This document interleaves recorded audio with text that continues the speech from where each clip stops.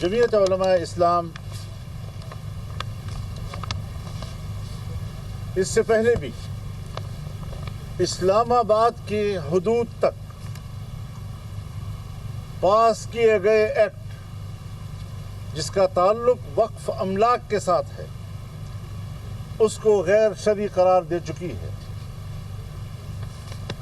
और ये सिर्फ जमीयत उलमा इस्लाम की राय नहीं बल्कि ये उम्मत का इज्तिमाई राय है। और इस्लामी नज़रियाती कौंसल इस एक्ट के ख़िलाफ़ अपनी राय दे चुकी है। आज उसी एक्ट के करीब करीब उसके मुमासिल एक एक्ट हिंदुस्तान में पास किया जा रहा है। इससे आप अंदाज़ा लगाएं कि अगर आज वहाँ की गवर्नमेंट वहाँ के मुसलमानों की अरबों एकड़ पर मुश्तमिल मुस्लिम औकाफ के खिलाफ एक कानून पास करने जा रही है, हिंदुस्तान मुसलमान के जायदादों को जिस तरह हड़प करना चाहता है, उनके वक्फ अमलाक को जिस तरह हड़प करना चाहता है, पाकिस्तान की हुकूमत ने पाकिस्तान के अंदर रहकर मुसलमानों के औकाफ को हड़प करने की कोशिश की।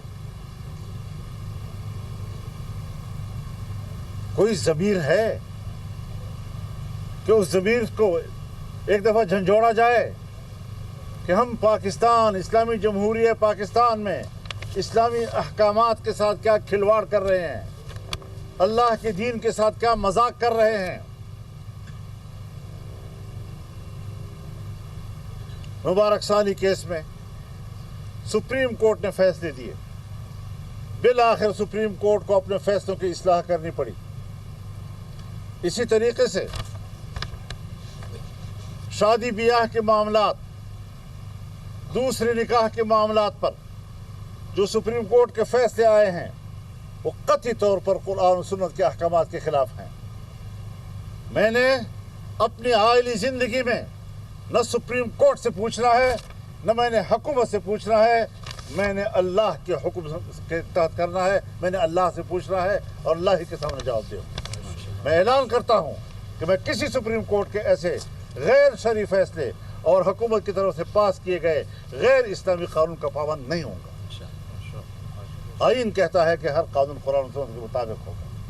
कोर्ट पाबंद है कि वो कुरान और सुन्नत के ताबिक फैसले देगी। ऐसे फैसलों को हम तस्लीम नहीं कर सकते। हम इसके खिलाफ जाएंगे, दोबारा कोर्ट में अपना मुकदमा लेकर हम जाएंगे। हम जमहूरी लोग हैं, आईन और कानून के दायरे में लड़ेंगे और यहाँ पर इस्लामी अक़दार को सरबुलंद करेंगे। इस्लामी अक़दार और अहकामात को इंसानी हुकूक के मुनाफी करार देना किसी मुल्हिद का किरदार हो सकता है, किसी अल्लाह के सच्चे बंदे का किरदार नहीं हो सकता। हम कभी भी दिफाई पोजीशन पर आकर इस्लाम की जंग नहीं लड़ेंगे। हम वाज़ेह तौर पर कहना चाहते हैं कि हम इस मुल्क में जारहाना अंदाज के साथ अल्लाह के दीन की जंग लड़ेंगे। हम आगे बढ़ेंगे इंशाअल्लाह। और इस हवाले से हम अवाम में भी जाएंगे, हम अवाम में बेदारी पैदा करेंगे, हम अवाम के अंदर एक शऊर बेदार करेंगे कि आपके मुल्क के अंदर अल्लाह के दीन के साथ कोई खिलवाड़ ना कर सके, चाहे वो हमारी असम्बलियाँ हों, चाहे वो हमारे हुक्मरान हों या चाहे वो हमारे अदालत हों। सखर और पेशावर अवामी असम्बली।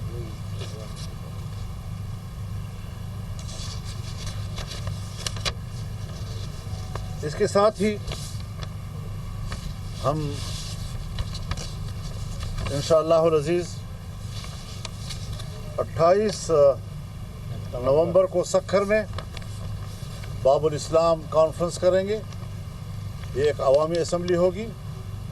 हम 8 दिसंबर को पेशावर में इंशाअल्लाह इसराइल मुर्दाबाद कॉन्फ्रेंस करेंगे, वो भी अवाम की असम्बली होगी। और हम मुल्क के अंदर इस किस्म के जो इक़दामात हो रहे हैं उनको उन इज्तिमाआत में उठाएँगे और एक पूरी तहरीक के तौर पर इंशाअल्लाह हम आगे अपना कदम बढ़ाएँगे। व आखिर दावाना अनिल हम्दुलिल्लाहि रब्बिल आलमीन। मौलाना साहब, आपने कहा है कि 36वीं आईनी तरमीम تھے کہ انہوں نے جو 11 لوگ بیٹھے ہوئے تھے اسے ریو پاس کروانا تھا. اب وہ 27ویں آئینی ترمیم لے کے آ رہے ہیں اور اس میں بھی ان کے پاس آپشن ہے کہ وہ 11 ان کو استعمال کر کے پاس کروا لیں. تو آپ اس کو روکنے کے لیے کیا؟ ابھی تک تو تردید آ رہی ہے کہ کوئی 27ویں ترمیم نہیں آ رہی. جس وقت یہ طے ہو جائے گا کہ واقعی آ رہی ہے تو پھر ہم تبصرہ کریں گے. آپ بھی ہوں گے, ہم بھی ہوں گے انشاءاللہ. مولانا صاحب یہ بتائیے کہ اگر آج پارلیمان سے یہ انسداد دہشت گردی ایکٹ پاس ہوتا ہے تو آپ کا اگلا نئے عمل کیا ہوگا؟ اس کے خلاف جائیں گے, روکیں گے؟ ظاہر ہے جی کہ ہم تو اس خلاف بات کریں گے اور برملا کریں گے اور پبلک میں جائیں گے جی. اس طریقے سے تو ماشاء اللہ کو قبول نہ کیوں نہ کریں پھر ہم. مولانا صاحب یہ بتائیں کہ آپ نے یقیناً مجلس شورا کو آپ کی جو جس جماعت کے ساتھ آج کل ہمانگی ہے, آپ سے ملاقاتیں بھی آپ کی جاری ہیں, میرے مراد پاکستان تحریک انصاف کی قیادت ہے, اس سے ملاقاتوں کے اور مستقبل کا جو لائے عمل ہے اس کے بارے میں مجلس شورا کو اعتماد میں لیا ہوگا. اس سے ساتھ سوال یہ ہے کہ ایک سوشل میڈیا پہ کیونکہ ایک پراپیگنڈا ہو رہا تھا تو فوری طور پر عمران خان نے آپ سے رابطہ کیا. عمران خان نے آپ کو پیغام بھیجا پی ٹی آئی کی 2 اعلیٰ شخصیات کے ذریعے اور آپ سے رابطہ کیا گیا. تو کیا عمران خان کے یہ رابطے اور آپ کے ساتھ قربت, کیا وہ آپ کے ساتھ مل کر کوئی لائے عمل بنانا چاہتے ہیں مستقبل میں, اور کیا آپ کی بھی اسی طرح پیغام رسانی ہوتی ہے عمران خان کے ساتھ؟ شکریہ. آپ کے سوال کو ذرا تھوڑا سا نظر انداز کر کے, معافی چاہتا ہوں, آپ کے سوال کو نظر انداز کر کے میں یہ بات کہنا چاہوں گا کہ یقیناً ہم اس ضرورت کو محسوس کرتے ہیں کہ جمعیت علماء اسلام جب اپوزیشن کی جماعت ہے اور پاکستان تحریک انصاف بھی اپوزیشن کی جماعت ہے تو کوئی پارٹی اسمبلی کے اندر رہتے ہوئے 2 اپوزیشن نہیں کیا کرتی. اب اگر اس ماحول سے ہم فائدہ اٹھا سکتے ہیں, تعلقات کے اندر جو تلخی تھی اس تلخیوں کو ہم دور کر سکتے ہیں, ایک بہتر ماحول ہم پیدا کر سکتے ہیں, تو ہم اس سے وہ فائدہ کیوں نہیں اٹھائیں گے. اختلاف پیپل پارٹی سے بھی ہے, اختلاف مسلم لیگ سے بھی ہے, اختلاف ایم کیو ایم سے بھی ہے, اختلاف نیشنل پارٹی سے بھی ہے, لیکن تعلقات بھی ہیں, تلخیاں نہیں ہیں. ہم تحریک انصاف کے ساتھ اختلاف کے باوجود اگر تلخیوں کا خاتمہ کر کے ایک نارمل قسم کا جو تعلق سیاسی جماعتوں کا آپس میں ہوتا ہے وہاں پر لے آتے ہیں تو یہ میرے خیال میں پاکستان کی سیاست میں ایک مثبت تبدیلی کہلائے گی. مولانا صاحب یہ بتائیے گا کہ یہ جو ایکٹ انسداد دہشت گردی والا پاس ہونے جا رہا ہے, کیا یہ اس پہلے مسودے میں تھا جس کو روکا گیا, اس میں ختم کیا گیا, یہ اس کا مفہوم وہاں تھا. اب اگر مفہوم وہاں سے نکال دیا اور خود انہوں نے آمادگی ظاہر کی تو کیا اس اپنی آمادگی کی نفی نہیں کر رہے ہیں؟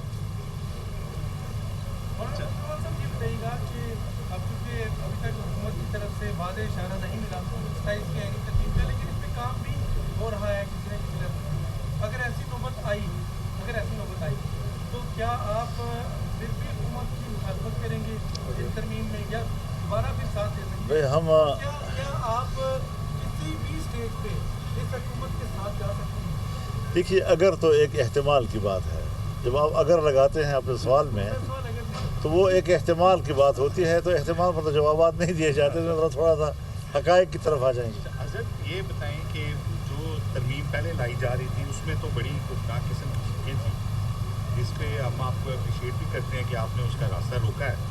لیکن سر یہ جو ابھی اس ترمیم کے اندر ایک بات جو ہے کہ اس میں کوئی شبہ نہیں ہے کہ ججز کے تقرر کے وقت تو انہیں جو ہے انتہائی جو اعلیٰ معیار کی کسوٹی اس پہ پرکھنا چاہیے, لیکن جج کی کرسی پہ بیٹھنے کے بعد کسی کے اوپر نہ تو خوف کا سایہ ہونا چاہیے نہ ہی کوئی لالچ ہونا چاہیے. تو اب جو سینئر 3 ججز کی تعیناتی کا اختیار, چیف کا اختیار حکومت کے پاس ہے, تو کیا سینئر ججز حکومت سے کی طرف نہیں دیکھیں گے فیصلے کرتے ہوئے؟ کیونکہ متعدد کیسز میں حکومت یا تو فریق ہوتی ہے یا اس میں مجرم کے طور پہ کھڑی ہوتی ہے. میرے خیال میں دیکھیے, یہ تو ایک ہمارے ہم خود بنایا ہوا ایک ماحول ہے. کیا آرمی چیف کا تعین پرائم منسٹر نہیں کرتا؟ ہائی کورٹ میں بھی تو پھر وہ پرائم منسٹر کو دیکھتا رہتا ہے.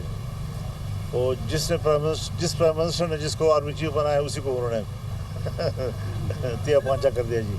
تو میرے خیال میں ایک سسٹم ہونا چاہیے جس سسٹم کے تحت ماضی میں عدلیہ ایک ایسی جگہ پر پہنچ گئی تھی کہ جس سے باقاعدہ پارلیمان کی جو خود مختاری تھی اور اس کی جو بالادستی اور سپرمیسی تھی وہ جو بری طرح متاثر ہو رہی تھی,